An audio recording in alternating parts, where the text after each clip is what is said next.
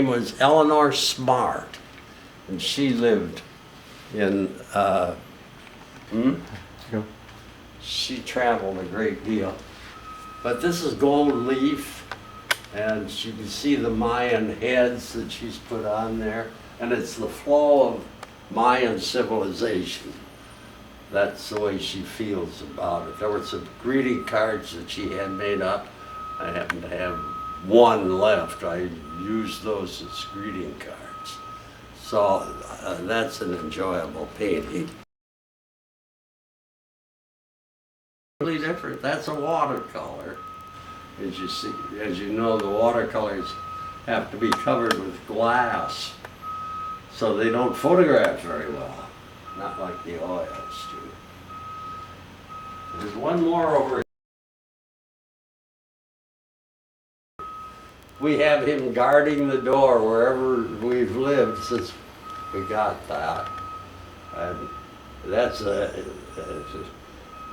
he looks like he can guard things, doesn't he? What's the history behind The Godfather?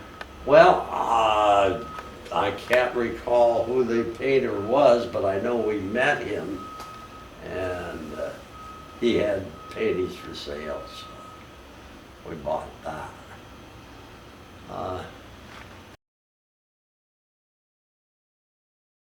The one, this is a watercolor that we bought in Chapel Hill. We went to an exhibit. Wrightsville Beach is very close to Wilmington and below the Outer Banks. Wilmington, North Carolina, that is. And that's about the feel of Wrightsville Beach. These two were done by Bill Clark, who is your mother's son-in-law, my son-in-law now too.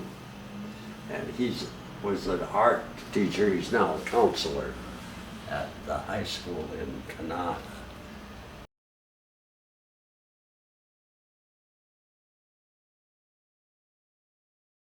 Lower ones, the mushrooms, were done by right after a foray, and the woman who did those did their pencil drawings, and she never erased anything. She just started in and she did the painting, the charcoal drawings.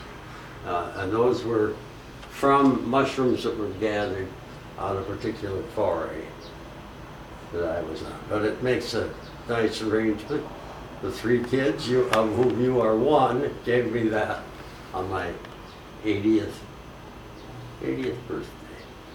That's the trillions.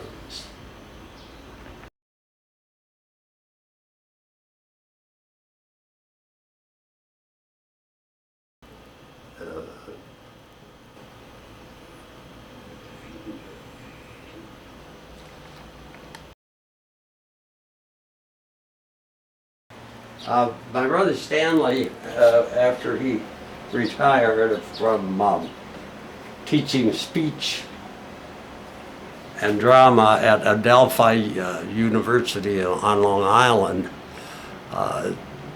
he and his wife bought a house that had a barn that he could use as a studio. And Grandma Moses was a primitive painter. My brother Stanley was a primitive painter. Did not use perspective or depth. It was flat, but he had a lot of imagination. And he sold quite a few paintings. He had exhibits in New York and galleries down in Greenwich Village. So we bought that from Stanley. He wanted to give it to us, and his wife said, "No, let them buy it. They want to buy it." So they'll think more of it if they bought it.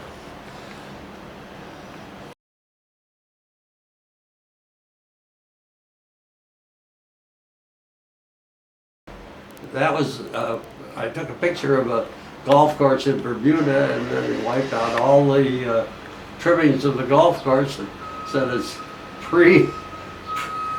an early primitive before the golf course was put in.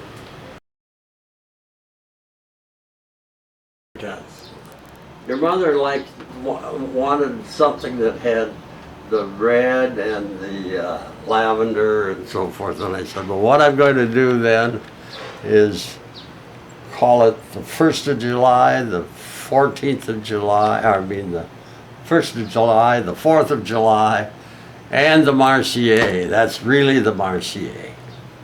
So that's what that is. It's the Marseillaise.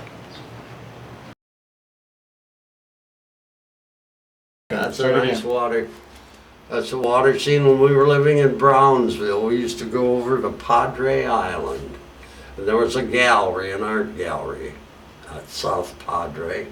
And we thought, well, that watercolor would just give us the feel and the remembrance of the Gulf of Mexico as it is at South Padre Island.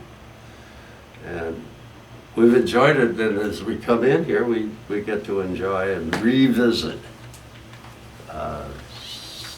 the South Texas area of Brownsville and South Padre. We didn't meet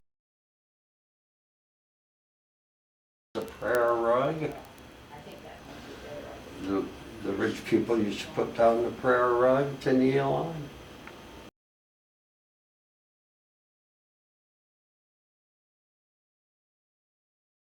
Okay. The giraffe collection started in Brownsville, Texas.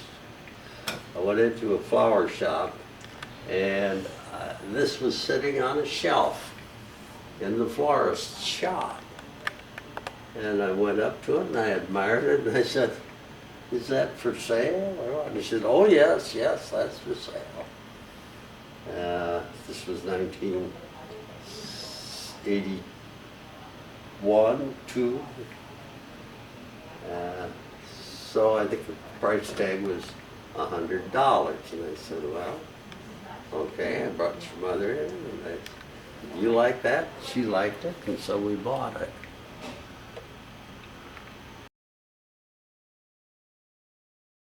Francisco, do you want him to move? Would you like to have him move? There he goes. Now Francisco, I got in Recife in Brazil.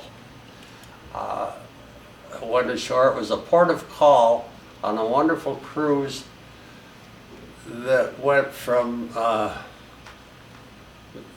New York to Rio de Janeiro at Carnival time. The ship was in Rio de Janeiro for Carnival.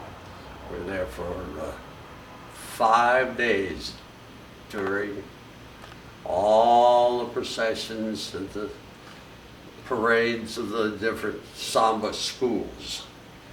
Instead of clubs, they call them samba schools.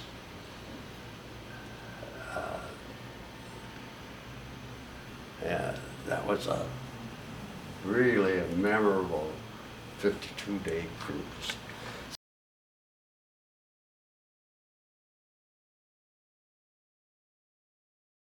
Years ago. Go again there. And this was a wedding present. It's a beautifully designed, shape design, and then it's all hand painted. And it was done in Japan. Underneath it, if you lift it, it would say Nippon, because that was the way Japan was known in those days.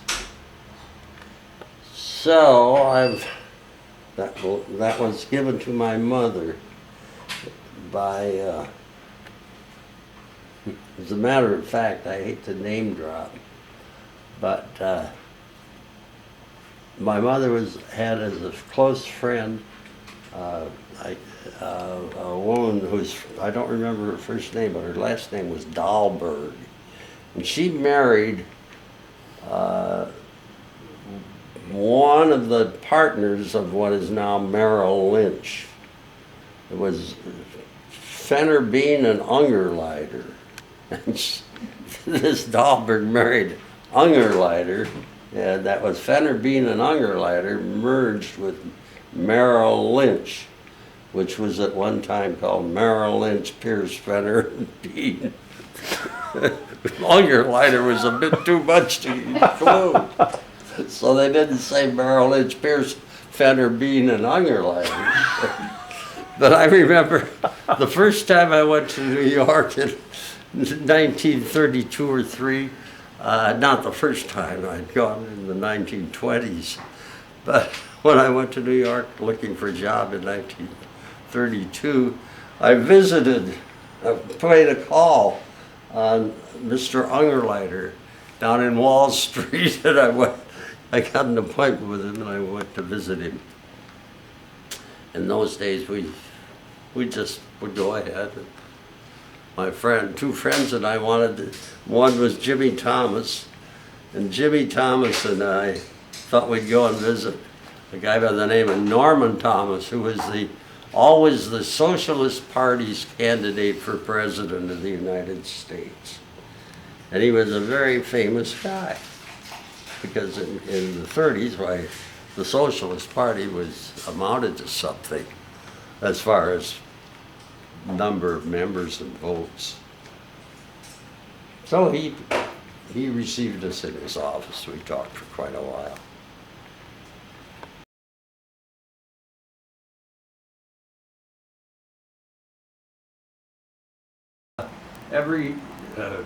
Periodically we had to renew our tourist cards for Mexico, and it was usually done by driving. People drove up to San Antonio or El Paso, up to the border to go into the States to get a new tourist card when they came back.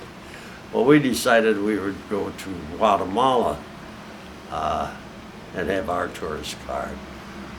A little different, so we flew down by Pan Am from Guadalajara to Guatemala City, and we went out to Atitlan and so forth. Tell me about the earthquakes there, when you lived through an earthquake. Well, no, we didn't live through the earthquake. The earthquake had come along about not quite a year before, and there was a lot of devastation. But the Antigua was functioning very well. That's where the earthquake. When you were in Atitlan, wasn't there an earthquake when you were in Atitlan? No. No? Tremors? No? No. But we'd hear the marimba bands, and everything was functioning when we were in Antigua. Anyhow, we didn't know that there was a revolution going on until Warren. You said that there was. When we came back, you said, "Why did you go to Guatemala? There's a revolution going on, didn't you know?" But we didn't know.